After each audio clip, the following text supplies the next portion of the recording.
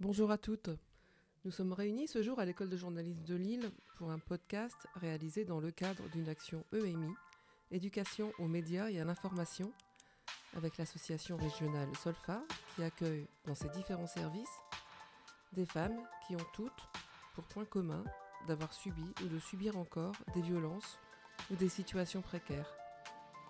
Une adolescente et 5 femmes adultes ont participé à la conception de cette émission. J'accueille donc Zora, Nadia, Messaouda, Franceline, Georgette, Anne, mais aussi Marion, éducatrice spécialisée, et 3 étudiantes de l'Académie ESJ, Marine, Emma et Chloé. C'est donc à une émission 100% féminine et 100% féministe que nous vous convions, car avant d'accepter de partir en reportage, nos journalistes en herbe se sont emparés du micro pour témoigner avec force de leur réalité et d'injustices liées à leurs conditions féminines. À chaque cri, car ces témoignages sont bel et bien décrits, succèdent des reportages ou des rencontres qui suggèrent que des ouvertures restent possibles et qu'il y a encore des raisons d'espérer.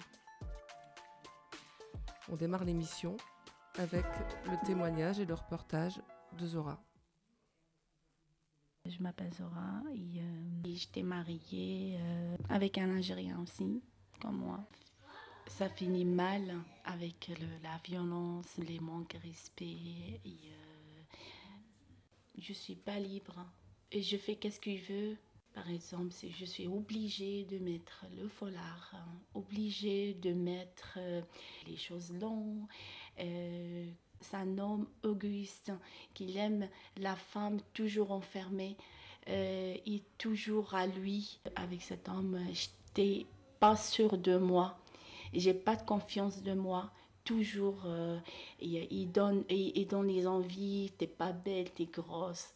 Il y a pas de respect. Il y a en cas de l'amour et il montre que moi, et il me dit toujours je t'aime, tu es ma femme, mais c'est pas du tout de l'amour, voilà, c'est pas de l'amour ça. Et après ça commence la violence, petit à petit, à chaque fois les claques, les coups de pied. Il s'en fout de moi. Mais il y a beaucoup de choses qui m'a fait beaucoup de mal. Mais il aime bien comme moi, j'ai les larmes.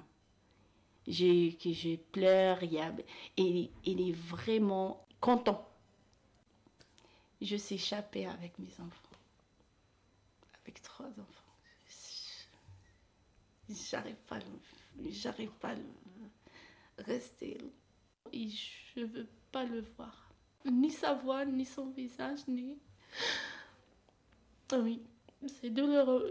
Qu'est-ce qu'il m'a fait dans ma vie? Beaucoup de mal. Elle n'a pas senti, peut-être lui, elle n'a pas senti, mais moi, en fait, je suis cassée, vraiment. C'est trop douloureux. C'est trop douloureux. Mais j'ai réussi de faire la force, j'ai réussi de prendre mes enfants et voilà. Et je suis partie avec 3 enfants. J'ai besoin de guérir déjà, premièrement.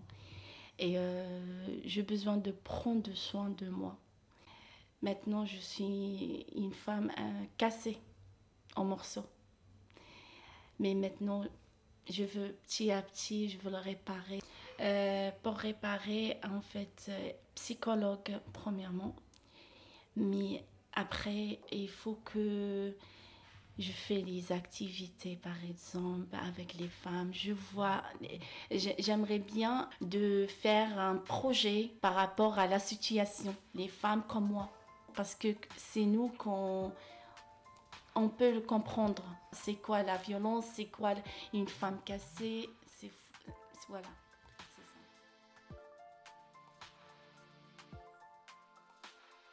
Bonjour, je m'appelle Zora.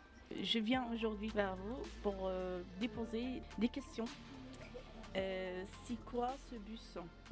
Alors bonjour, moi je suis le docteur Yasmine Oudamoud, je suis une des gynécologues obstétriciennes au CHU de Lille et j'interviens aujourd'hui dans le cadre du réseau Cœur, Santé, Artères et Femmes pour faire du dépistage dans ce bus. Et l'objectif un peu de cette démarche, c'est de faire de la prévention de la santé de la femme. Et donc la prévention de la santé de la femme cardiovasculaire, ça passe aussi par la santé générale de la femme et notamment de la partie gynécologique et obstétricale, donc tout au long de son parcours de vie. On sait qu'il peut y avoir des impacts sur la santé cardiovasculaire un petit peu plus tard.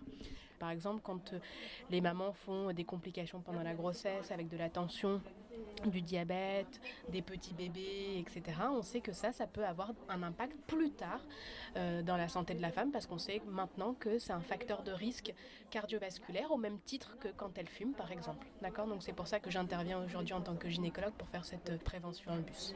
Pourquoi le bus a-t-il été créé ? Ce bus, il a été créé pour pouvoir justement offrir une zone de dépistage itinérante pour les femmes qui n'ont pas forcément accès aux soins pour différentes raisons, soit parce qu'elles ne prennent pas le temps de faire ce geste, parce que elles sont mamans, elles ont plein d'activités, et donc la femme se néglige un petit peu dans sa prise en charge. Et donc l'objectif, c'était de pouvoir offrir un endroit aux personnes en précarité ou celles qui n'ont tout simplement pas le temps de faire ce dépistage et faire de la sensibilisation à plus large niveau.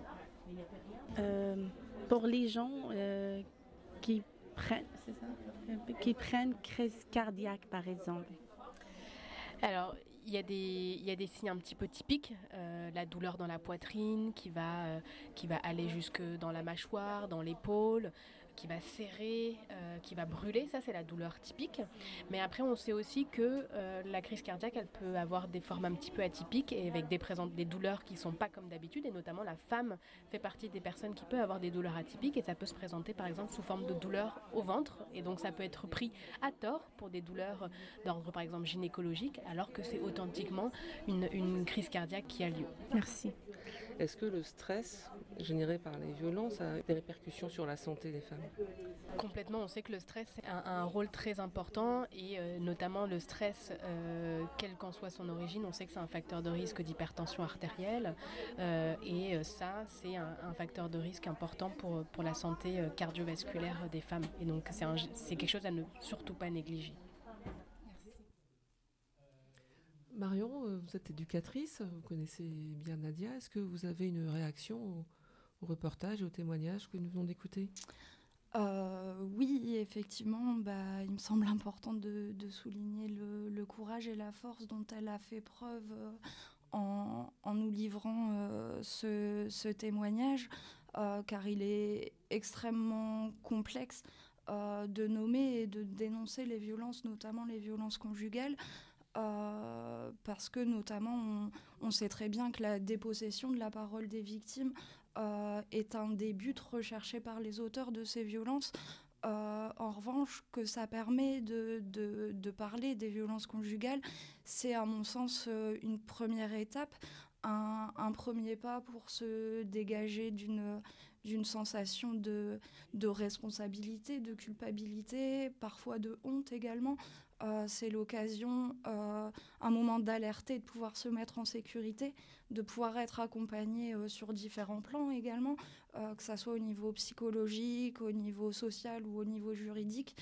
Mais pour ce faire, à mon sens, il est vraiment nécessaire d'accueillir correctement et dignement les récits de vie de ces personnes en leur offrant un cadre sécurisant, un cadre respectueux. Et c'est ce à quoi s'attachent notamment les écoutantes du 3919, les professionnels des services d'écoute et l'ensemble des professionnels des différents services du pôle violences faites aux femmes de l'association Solfa. Au niveau du bus du cœur, pour rebondir aussi à ce niveau-là, on se rend compte, nous, dans les accompagnements qu'on peut faire, que la santé, l'accès aux soins est complexe pour les personnes qu'on accueille au sein de nos hébergements et que ce n'est pas forcément une de leurs premières préoccupations. Toutefois, il faut souligner qu'on sait aujourd'hui qu'il y a des études qui attestent que les violences, elles ont des conséquences importantes à la fois sur la santé mentale et sur la santé physique des personnes qui en sont victimes. Merci. Nous allons écouter maintenant le témoignage de Nadia, qui a été une des premières à enregistrer son texte, mais qui n'a pas pu continuer à poursuivre l'atelier journalisme. On écoute son témoignage. Je m'appelle Nadia, je viens d'Algérie. Ça fait 1 an et demi que je suis venue. Je suis venue pour des soins, j'ai la sclérose en plaques. Je suis accompagnée par l'association L'Aparté. C'est une association qui prend en charge les malades de tout genre. Comme il y a mon fils qui était là, qui est lui-même malade de la sclérose en plaques, donc ils m'ont mis avec lui. Alors que j'étais malade, ils m'ont mis comme accompagnatrice, c'est-à-dire que j'accompagnais mon fils.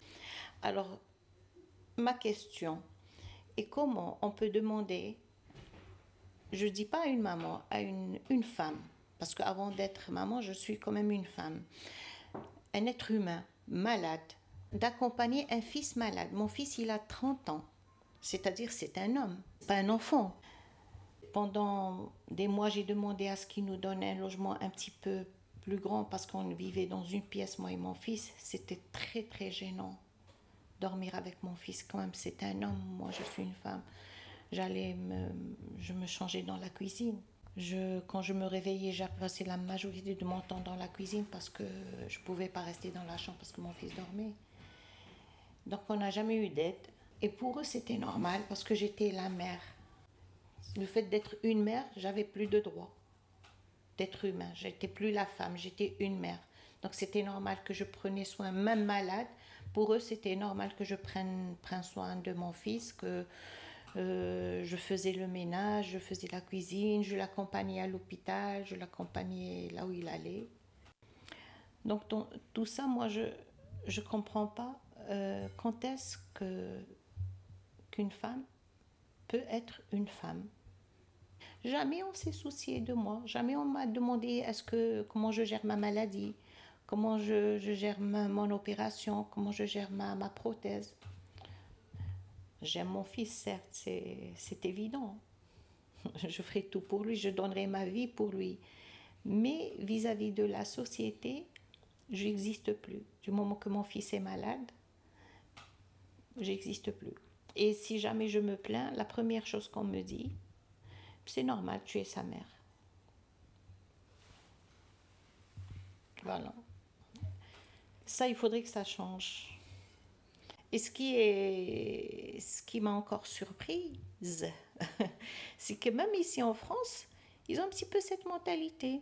Pour eux, c'est normal que je fasse tout ça parce que c'est mon fils. Je dois écarter le fait que moi aussi j'ai une vie. Voilà, c'est dont je voulais parler parce que ici, même au niveau des associations, il faudrait qu'ils pensent à ça. C'est quand tu vois une femme, une maman, la seule préoccupation, c'est comment elle gère sa famille, comment elle gère ses enfants. Jamais comment elle gère sa vie. Jamais ce genre de questions. Mais il faut que ça s'arrête. Nous avons toutes été saisies par la détresse de Nadia, qui malheureusement a dû nous quitter rapidement pour des soins.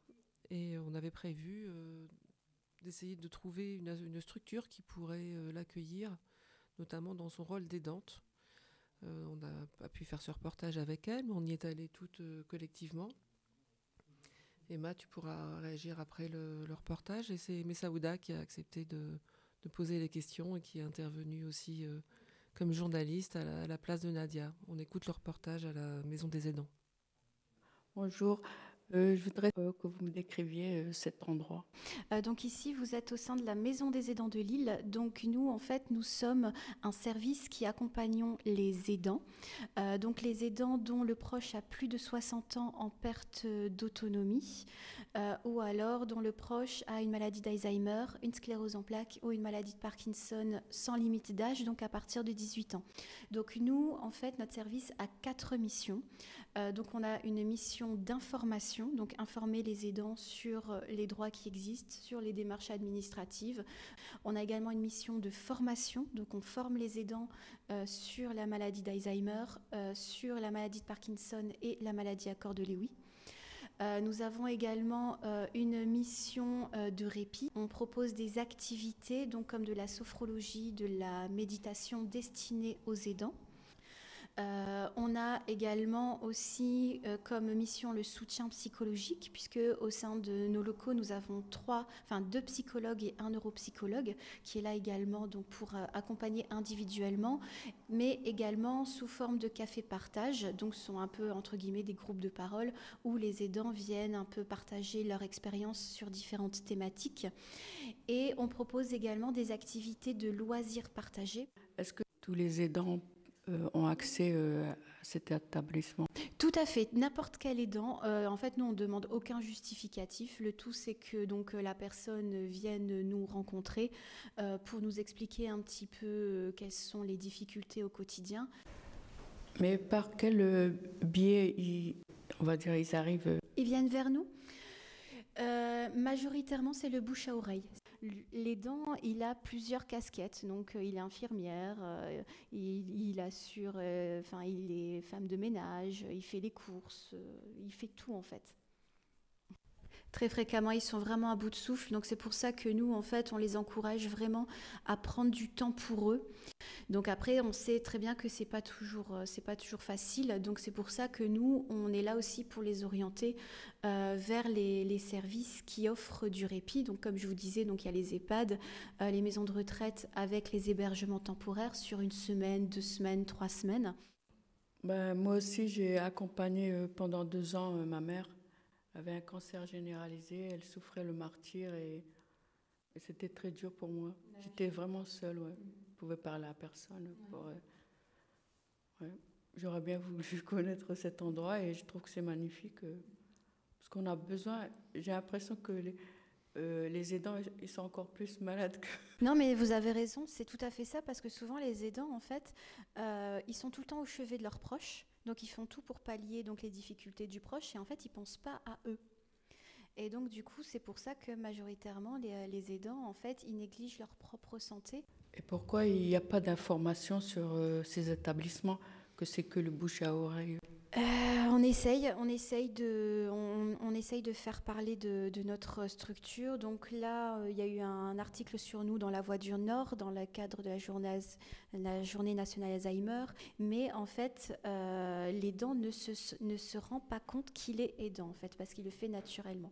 Et en fait, quand il s'en rend compte, malheureusement, c'est quand vraiment l'aidé est en grande perte d'autonomie ou quand l'aidant est épuisé. Après le témoignage de Nadia et le reportage de la Maison des aidants, on peut se poser la question comment aider un proche, mais surtout comment peut-on demander à une femme malade d'accompagner un fils malade. Nadia nous parle d'un moment de sa vie, mais pour moi c'est surtout un passage forcé qu'elle nous livre ici. À l'écouter, on comprend sa force et son courage, mais on entend surtout sa détresse face à une société insensible à des demandes pourtant essentielles. Un logement décent et de la dignité, c'est tout ce que demandait Nadia, mais elle n'a rien eu.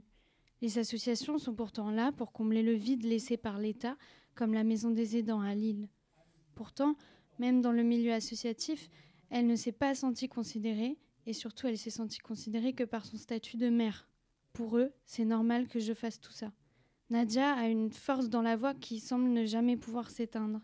Ça me révolte aussi parce que son histoire fait écho à la mienne. Ma mère m'a eue alors qu'elle n'avait que 22 ans. Tout le monde voulait qu'elle avorte, mais elle ne voulait pas. Quand je suis née, elle a acquis le statut de mère comme Nadia. Pour les autres, elle n'était reconnue que comme telle. Elle était mère avant d'être femme. Alors bien sûr, ce sont 2 sujets complètement différents. Une femme aidante et une jeune femme enceinte. Mais je vois 2 chemins qui se rencontrent. 2 femmes qui n'ont été considérées que par leur rôle social de mère, alors qu'elles sont bien plus. Comme le dit si bien Nadia, je suis une femme avant tout. Maintenant, petite pause musicale, écoutons l'hymne des femmes d'Adamé, un trio bordelais féminin qui lutte contre les violences faites aux femmes.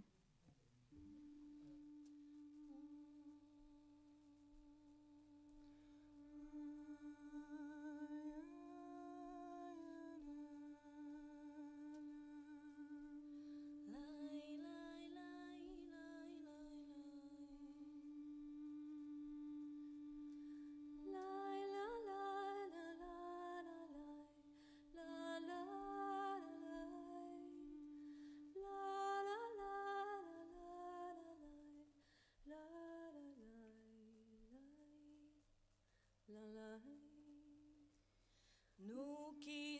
monde sans passer, les femmes, nous qui n'avons pas d'histoire. Depuis la nuit des temps, les femmes, nous sommes le continent noir.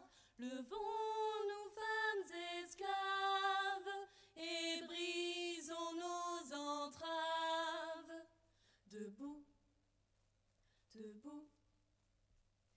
Asservies, humiliées, les femmes, achetées, vendues, violées. Dans toutes les maisons, les femmes, hors du monde reléguées. Levons-nous, femmes esclaves, et brisons nos entraves. Debout, debout. Seules dans notre malheur, les femmes, l'une de l'autre ignorées. Ils nous ont divisés, les femmes, et de nos sœurs séparées. Levons-nous, femmes esclaves, et brisons nos entraves. Debout, debout. Le temps de la colère, les femmes, notre temps est arrivé. Connaissons notre force, les femmes, découvrons-nous des milliers. Levons-nous, femmes esclaves, et brisons nos entraves. Debout, debout. Reconnaissons-nous, les femmes, parlons-nous, regardons-nous. Ensemble on nous opprime, les femmes, ensemble révoltons-nous. Levons-nous, femmes esclaves, et brisons nos entraves. Debout, debout. Levons-nous, femmes esclaves, et jouissons sans entrave. Debout, debout.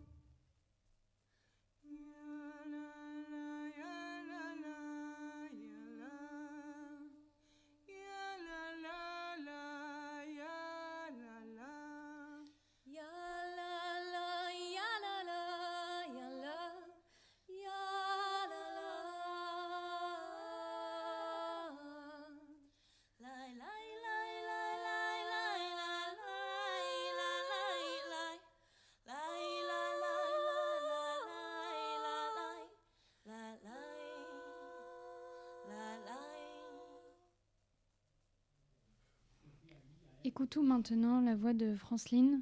Par ces mots, elle nous livre son témoignage poignant alors qu'elle a subi de l'esclavagisme moderne à son arrivée en France. Moi, c'est Franceline. Au fait, je suis d'origine ivoirienne, je viens de la Côte d'Ivoire. Espérant un lendemain meilleur ici.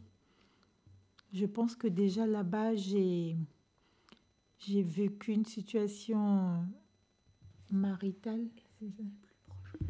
J'ai vécu des violences morales, physiques dans mon foyer. Une femme un peu abusée. Du coup, en venant ici, j'avais l'espoir de trouver du réconfort. J'avais l'espoir d'un lendemain meilleur.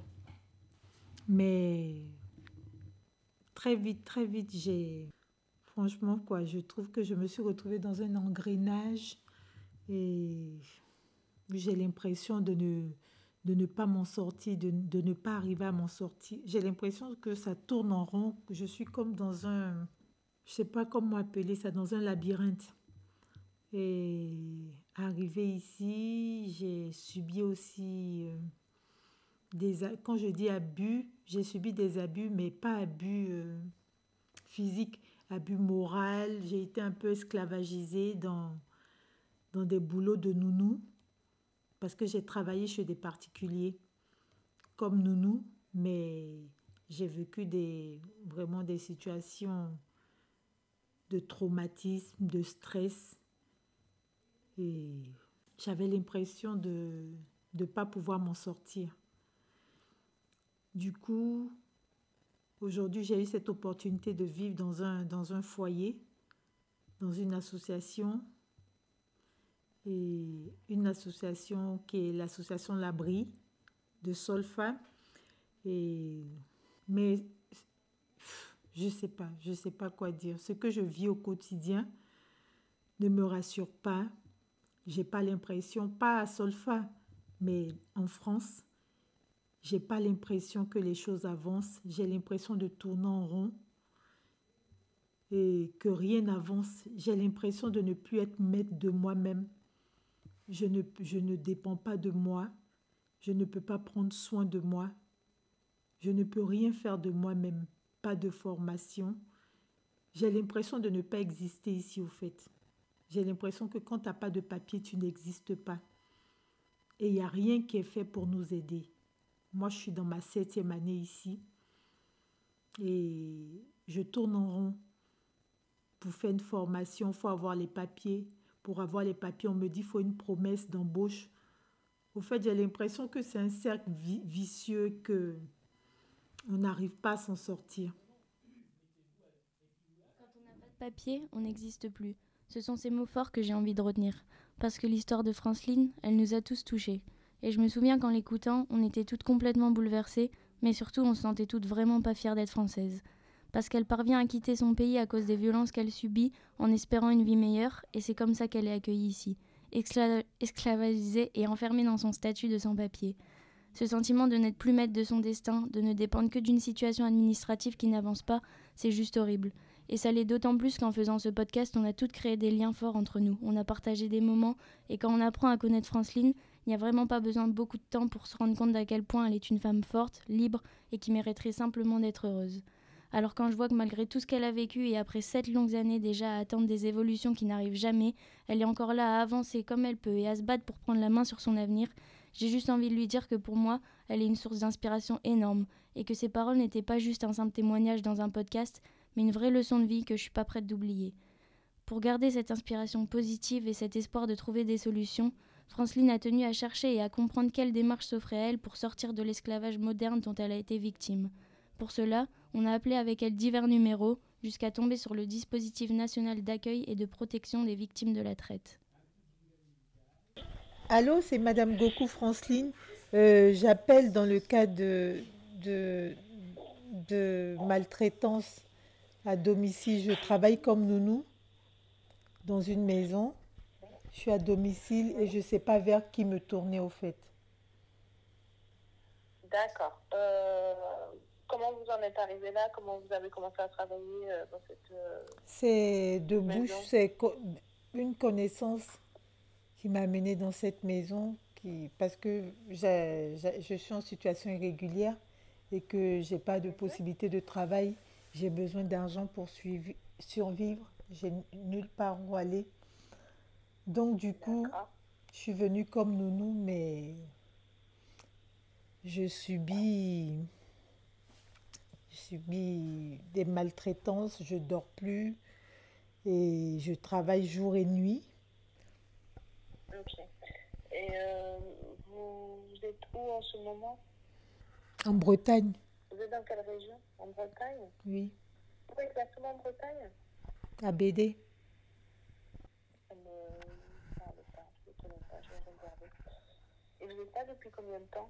Travailler pour cette famille depuis combien de temps? Ça fait 6 mois. Combien? 6 mois, 6 mois. 6 mois et j'en peux plus là. Et là aussi, j'ai nulle part où aller, je sais pas quoi faire, vers qui me diriger. D'accord. Et vous pouvez partir quand vous voulez? Je peux partir. Si vous trouvez un hébergement, vous pouvez partir? Oui. Ok. Alors, je vais prendre votre numéro de téléphone et je vais voir si je peux trouver quelqu'un sur place en Bretagne qui va vous contacter.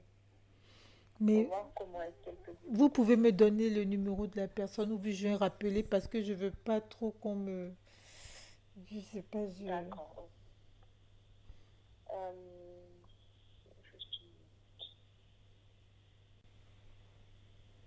Comment vous avez eu notre numéro? J'ai sur Internet, sur Google. D'accord, ok. Voilà, je cherche. Vous pouvez vous déplacer, vous pouvez y aller ou pas? Je vous donne une adresse. Oui, si c'est pas loin, si c'est pas, je sais pas. Est-ce que je peux voir et vous rappeler tout de suite? D'accord. J'ai envie de regarder ce qu'il y a dans les parages. Je vous rappelle. Ce numéro, pour le partager avec vous, c'est le 08 25 00 99 et 07. Mais comme je le disais avant, il a fallu appeler, je crois, 4 numéros avant de trouver celui-ci et d'avoir enfin une réponse décente et humaine. Pour les 3 autres, c'était assez lunaire. On avait cette impression d'être face à des hommes qui répondaient pour dire de le faire, avec des paroles purement administratives et incompréhensibles, et dans lesquelles on ne ressentait aucune once d'humanité. Et pour trouver la réponse de cette dame qui est super et qui répond enfin avec empathie, considération et surtout qui pose les bonnes questions pour apporter des vraies solutions concrètes et un réel espoir de s'en sortir, il a vraiment fallu multiplier les recherches sur Internet. C'est ce qui nous a tous outrés. Ce sont des démarches lourdes qui sont impensables quand on est victime de tout ce dont a subi Franceline. Avoir le courage d'appeler 3 premiers interlocuteurs censés être spécialisés sur cette problématique, c'est déjà énorme. Mais le faire et tomber sur des gens qui répondent sans la moindre estime ou bienveillance et qui ne font que renvoyer la balle à d'autres institutions sans ne rien expliquer de concret, c'est assez inimaginable et c'est clair qu'il faut que ça change. C'est désormais un témoignage tout aussi fort que vous allez entendre, avec les paroles puissantes et poignantes de Georgette sur ses préoccupations déchirantes au quotidien. Je m'appelle Georgette, j'habite à l'abri, ça fait bientôt 2 ans. Je suis préoccupée par cette situation parce que pour moi, je venais pour un temps et puis je partais d'ici. Parce qu'au départ, j'avais un titre de séjour. À l'issue de cela, au moment du renouvellement, ils n'ont pas voulu renouveler. D'abord, ils ont annulé le récépissé que j'avais. J'avais commencé à faire des démarches, pour avoir le logement, puisque j'avais le numéro de l'identification unique. Et puis, j'ai l'âge. Malheureusement, on ne me l'a jamais payé jusqu'à aujourd'hui. C'est une situation qui me préoccupe, parce que je suis une grand-mère. J'aurais bien voulu avoir un chez moi pour accueillir parfois mes petits-enfants, discuter, s'amuser avec. Ben, je suis limitée. On me parle souvent de l'intégration. Je ne sais pas qu'est-ce que je dois faire pour être intégrée en France. J'ai fait mes études en français.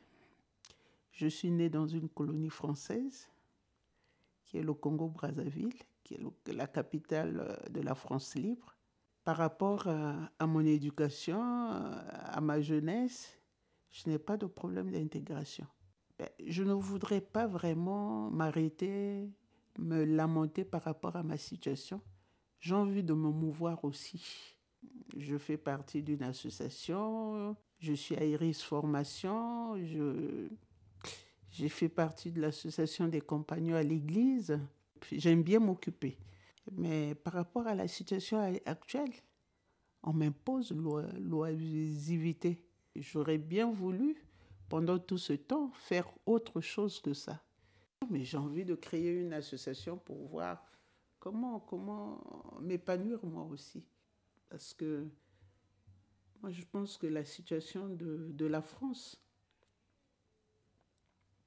ça vous permet d'être dépendant. Et cette dépendance, ça dérange. Moi, j'aurais bien voulu aussi avoir une activité qui me permettra de survivre, faire des cotisations, s'il faut payer les impôts, ne pas être dans cette situation dépendante de l'AME, parce que les gens pensent que ça nous intéresse d'être dans cette situation. Non, c'est une situation qui ne nous intéresse pas. On aimerait bien avoir être dans une situation active pour essayer de contribuer aussi à l'économie française, mais malheureusement, on ne nous donne pas la possibilité. C'est dur. Quand vous sortez, vous êtes préoccupé, ne pas être interpellé par la police. Et du coup, à un moment, je me pose la question, que sera le lendemain pour moi? Merci Georgette pour ce témoignage. Tu parles de l'AME. On aimerait tellement que nos responsables politiques t'entendent, te rencontrent, prennent vraiment la mesure de ce que ça signifie, en fait, d'avoir l'AME et d'attendre à passer 70 ans un titre de séjour. Néanmoins, comme tu es une femme extrêmement combative,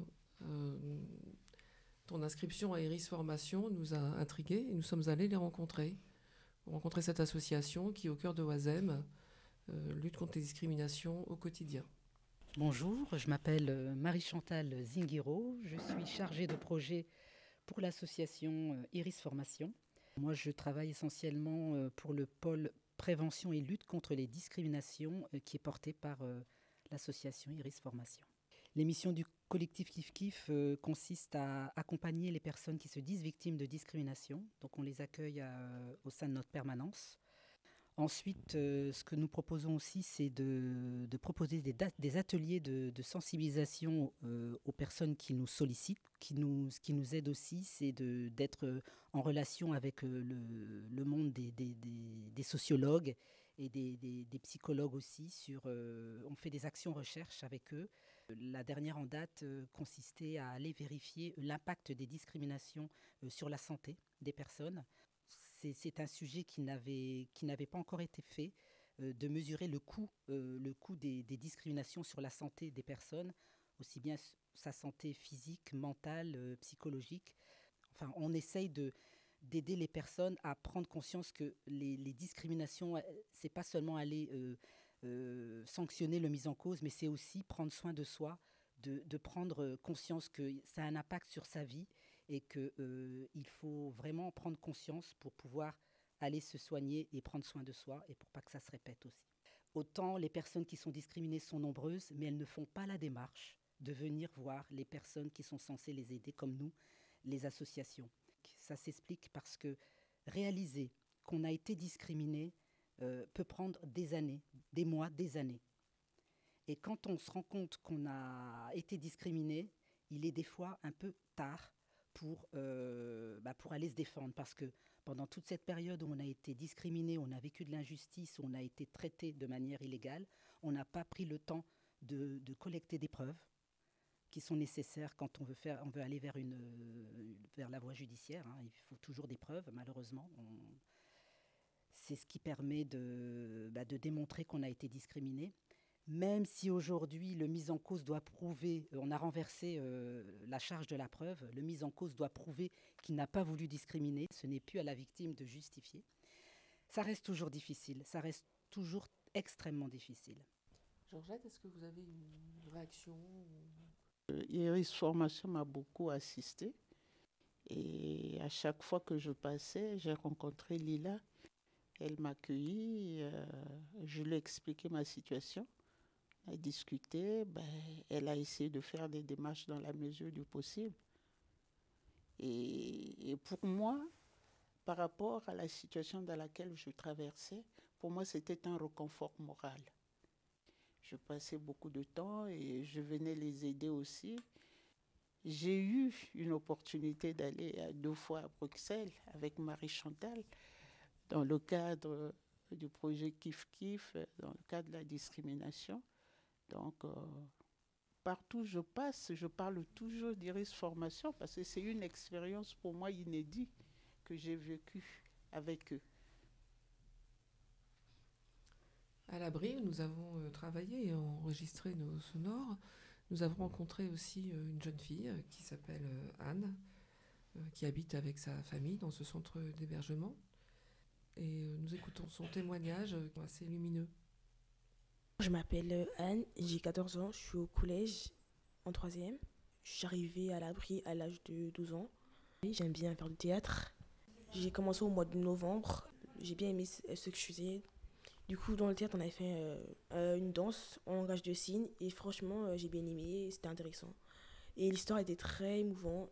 Et qu'est-ce que tu ressens quand tu fais du théâtre, quand tu en pratiques? Je suis contente, si on peut dire comme ça. T'aimes bien, c'est quelque chose qui te Ouais, c'est passionne, intéressant. tu disais que ça t'a aidé à être moins timide, à prendre confiance aussi. Oui, ça m'a aidé à être moins timide et à prendre confiance en moi. Ok, pourquoi la confiance en soi c'est important du coup? Oui, moi, je dirais plus aux gens qui m'écoutent là de prendre confiance en eux et d'arrêter de dire ça sert à rien, ça sert à rien, genre je veux perdre. Bref, genre arrêter de toujours parler trop vite, genre. Mais toujours essayer d'avoir confiance en soi et après on verra par la suite. Est-ce que tu as des causes, par exemple, dans les autres femmes qu'on a interrogées, elles nous parlaient un petit peu des violences, de la citoyenneté, du fait de pouvoir travailler, etc. Est-ce que toi, tu as des causes qui te tiennent à cœur? En fait, pour moi, en fait, l'histoire de femmes, c'est pas que ça m'intéresse pas, mais c'est pas vraiment mon truc. Donc, du coup, T'aimerais bien faire quoi plus tard? Tu sais un petit peu? oui, un peu. Soit médecin ou hôtesse de l'air. Mais plus hôtesse de l'air. Et pourquoi? Ben, pour les voyages, visiter d'autres pays, etc. Est-ce que tu peux juste nous raconter c'est quoi du coup ton voyage de rêve et pourquoi? Moi, mon voyage de rêve, c'est la Grèce.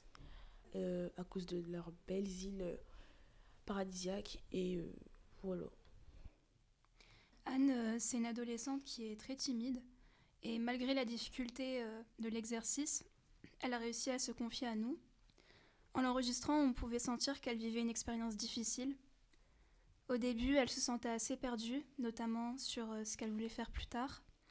Mais une fois qu'elle s'est mise à parler de théâtre, elle avait le sourire aux lèvres.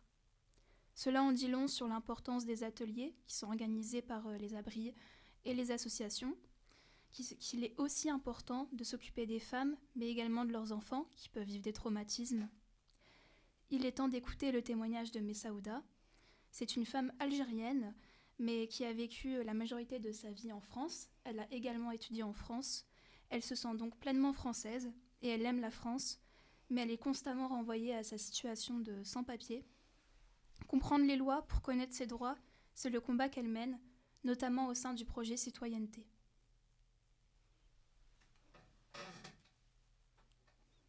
Je suis arrivée en France à l'âge de 5 ans avec mes parents. J'y ai grandi et j'ai étudié aussi jusqu'à l'âge de 25 ans. À 25 ans, mon père m'a obligée à repartir là-bas et à me marier.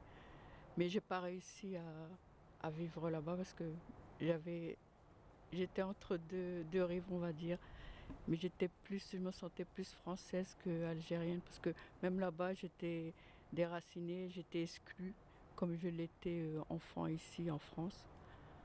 Et c'est pour ça qu'aujourd'hui, je suis sur le projet de la citoyenneté parce que j'ai toujours été attirée par tout ce qui était les lois et c'était vraiment quelque chose d'extraordinaire de visiter le Sénat et voilà, c'était vraiment immense, oui, c'est les lois, de voir les parlementaires discuter, moi ça m'a fait battre mon cœur comme si...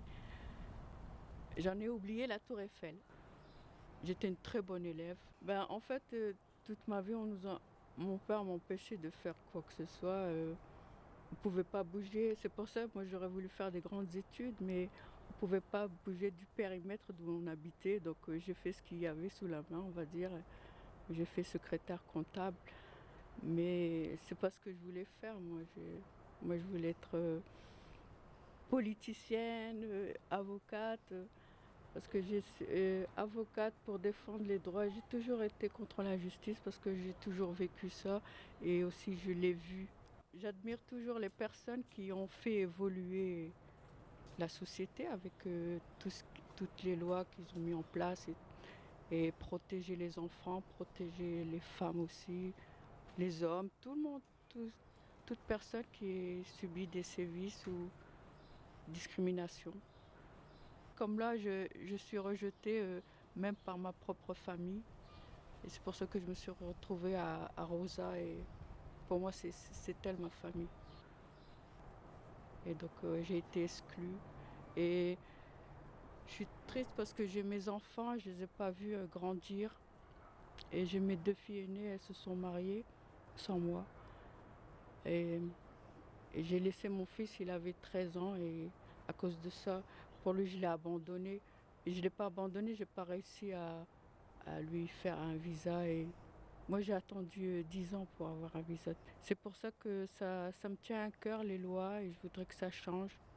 Parce que là, ça fait presque 7 ans que je suis là, et puis je suis une clandestine, entre guillemets, alors que j'ai grandi ici.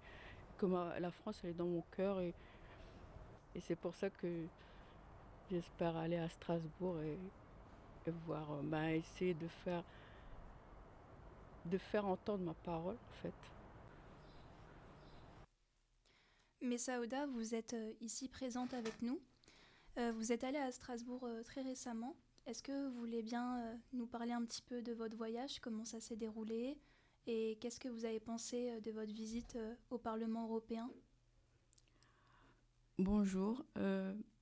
Mon voyage à Strasbourg, c'est la continuité de notre projet Citoyenneté. Je cherche toujours le mot pour qualifier ce voyage parce que entre magnifique, super, c'était magnifique en fait.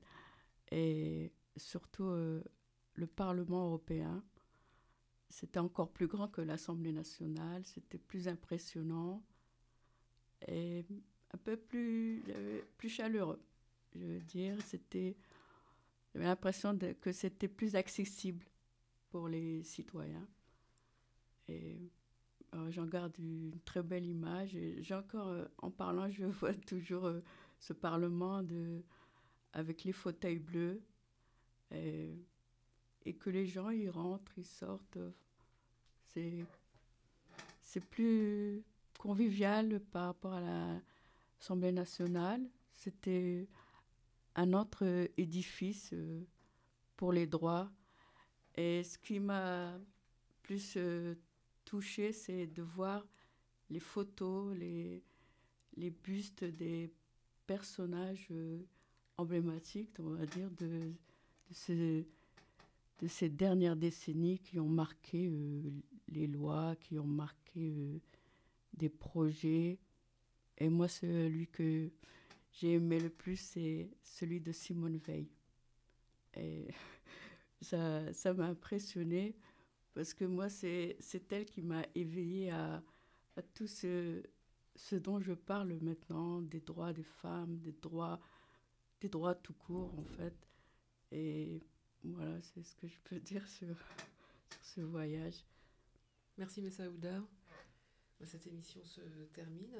C'était donc un podcast EMI de l'ESJ Lille, cofinancé par l'Europe, l'État, la DRAC, la région de France, la CAF du Nord. Cette émission a été enregistrée par Adam, présentée par Anne Bruno, avec Emma Bivivido, Chloé Laurent et Marine Patin.